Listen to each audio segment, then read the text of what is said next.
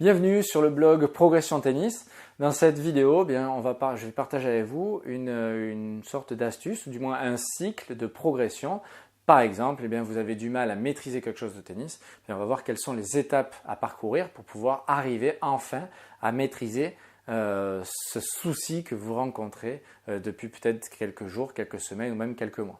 Donc, dans un premier temps, il faut déjà détecter le problème que vous rencontrez. Je prends un exemple. Si par exemple vous faites beaucoup de fautes dans le fil en coup droit, il faut déjà que vous sachiez pourquoi vous faites beaucoup de fautes. Donc ça, c'est intéressant bien d'analyser ce que vous faites. Est-ce que c'est parce que vous mettez trop de lift? Est-ce que c'est parce que vous ne remontez pas suffisamment votre coude devant la bouche? Est-ce que c'est parce que vous ne passez pas sous la balle? Donc, vous devez quand même déterminer relativement rapidement votre souci numéro 1. Ça, c'est hyper important. Ensuite, la deuxième étape, c'est de mettre en pratique, d'essayer, donc, puisque vous avez trouvé le véritable fond du problème, c'est de trouver un partenaire d'entraînement et d'essayer de corriger par vous-même votre souci, d'essayer même de vous l'améliorer par exemple. Alors ça, c'est la deuxième étape qui peut être une étape soit qui est décisive, c'est-à-dire qu'à partir du moment où vous jouez avec votre partenaire, vous arrivez à corriger votre problème et c'est réglé. Aussi bien, c'est une étape où vous allez vous rendre compte que vous ne maîtrisez pas du tout cette chose-là et donc il va falloir travailler encore plus. Et là, on passe à la troisième étape qui est donc de prendre un cours particulier. Un cours particulier pour quelle raison? Parce que vous allez avoir un coach qui va vous mettre sur les bons rails, qui va vous donner des petits exercices très spécifiques pour pouvoir améliorer votre problème, le problème que vous rencontrez. Par exemple, si c'est au service, le prof va vous dire lance ta balle un peu plus devant, un peu plus à droite, un peu plus à gauche, un peu plus derrière, pour pouvoir vraiment vous mettre sur les bons rails, pour vous faire sentir des sensations, pour vous faire comprendre ce qui déconne, pour vous montrer également ce que vous devez appliquer. Et enfin, peut-être qu'au bout d'une heure, c'est pas si facile, mais au bout d'une heure, peut-être que vous allez maîtriser déjà la chose en question. Ensuite, il y a la quatrième étape. La quatrième étape, c'est qu'une fois que vous avez fait votre cours ou peut-être une série de cours particuliers, vous allez reprendre rendez-vous avec un partenaire d'entraînement pour essayer donc d'appliquer ce que le coach vous a conseillé de faire. Et bien souvent, et c'est ça qui est compliqué dans une progression, c'est que bien souvent, on n'y arrive pas. On a compris ce qu'il fallait faire, mais on n'arrive pas à le maîtriser. Et c'est à ce moment-là que réellement le cycle de la progression commence. On rentre dans une phase qui est compliquée, parce que en cours particulier, on avait compris, on commençait à arriver à maîtriser ce souci-là, à régler ce souci-là. Et qu'est-ce qui se passe? Lorsque vous vous retrouvez seul, sans coach, avec un partenaire d'entraînement, vous avez du mal. Donc c'est un petit peu le pic. D'accord, voilà, vous êtes au sommet, okay, vous avez compris ce qui déconnait, donc c'est super, vous commencez à le maîtriser. Et puis de suite après, quand vous êtes seul, hop, ça va replonger, on va avoir une sorte de période un petit peu de galère. Alors cette période de galère, elle peut durer quelques jours, comme elle peut durer quelques semaines, et pour certains, ça peut durer 1 an ou 2. Alors là, franchement, il ne faut vraiment pas y mettre du sien pour que ça dure 1 an ou 2. Normalement, ça doit durer quelques jours, voire quelques semaines, mais allez, au bout de 2-3 semaines, normalement, votre problème doit être corrigé, doit être réglé, et vous devez le maîtriser à 100%. Alors, l'étape suivante, c'est quoi? C'est lorsqu'on a un problème comme ça qui est récurrent, vous devez en faire une obligation, une priorité sur votre tennis. Vous ne devez pas essayer de travailler un autre coup ou alors de régler un autre problème tant que celui-là n'est pas réglé. Celui-là, vous devez le régler à tout prix. Pourquoi? Parce que dans un premier temps, déjà, il va occuper votre cerveau quoi qu'il arrive. Et dans un deuxième temps, à chaque fois que vous allez faire une faute, vous allez bugger sur ce problème-là. Donc, il faut le régler rapidement avant de déterminer, de trouver un autre souci que vous avez dans votre tennis. Donc, pour le régler le plus rapidement possible, il faut y penser constamment. Il faut que ça vous obsède.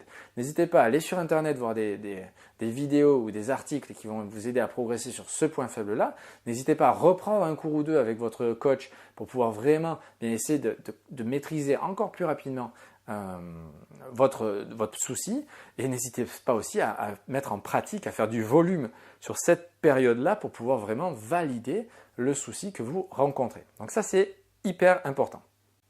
Et petit à petit, puisqu'on y met du sien, puisqu'on fait un gros volume de jeu, petit à petit, on va commencer à maîtriser, à corriger ses soucis, à corriger son problème majeur, et on va commencer à le maîtriser.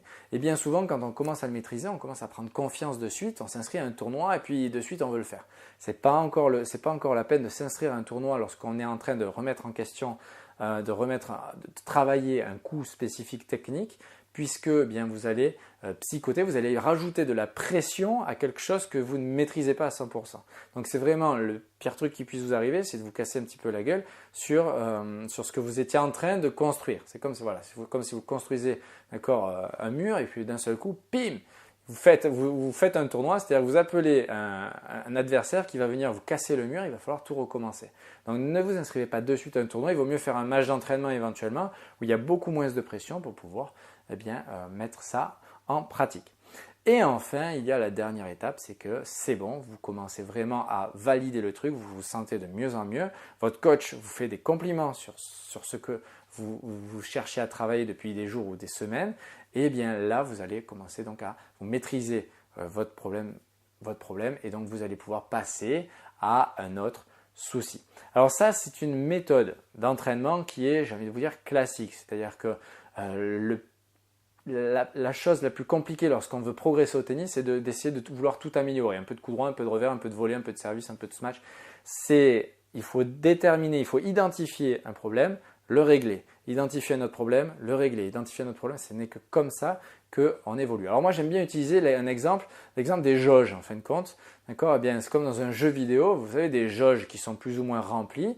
Eh bien, si vous avez une jauge qui est à 10%, eh bien, d'abord remplissez cette jauge. Comme ça, vous pouvez la mettre de côté, vous remplissez une autre jauge petit à petit. Tandis que si vous me rajoutez 10% dans une jauge, et puis 10% dans l'autre, puis 10% dans l'autre, et puis ensuite on revient dans une jauge, et à la fin, vous allez tourner en rond et à la fin, vous allez perdre des sensations sur certaines choses. Vous allez penser avoir acquis quelque chose et vous allez le perdre. Et donc à la fin, vous allez vous retrouver avec un tennis moyen, sans trop de sensations, avec toujours les mêmes soucis en fin de compte, parce que remplir une jauge de 10 en 10 pour arriver à 100%, ça met du temps, ça prend beaucoup de temps. Donc c'est vraiment un travail sur du long terme qui peut être assez embêtant. Alors, un dernier conseil, si vous êtes en phase de maîtrise de quelque chose, vous pouvez quand même, à ce moment-là, et moi je l'applique souvent à mes élèves, j'ai de bons résultats, vous pouvez quand même sur 1 heure de tennis passer complètement à autre chose. C'est-à-dire oublier votre problème numéro 1, votre contrainte, et passer à autre chose. Alors par exemple, si votre coup droit lifté ne marche pas, eh bien, vous allez pouvoir travailler par exemple votre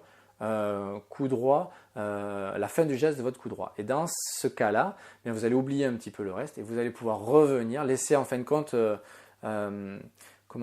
laisser vieillir un petit peu votre souci, attendre un petit peu plus de maturité. Et puis quand vous allez revenir dessus, vous allez voir que de suite, vous aurez plus de recul sur votre souci, donc vous allez le régler plus rapidement. Voilà, j'espère que cette vidéo de coaching vous a apporté peut-être quelques réponses en fonction de votre manière de progresser au tennis. Et je vous donne rendez-vous le plus rapidement possible dans une prochaine vidéo que je publierai sur le blog Progression Tennis. Ciao, ciao!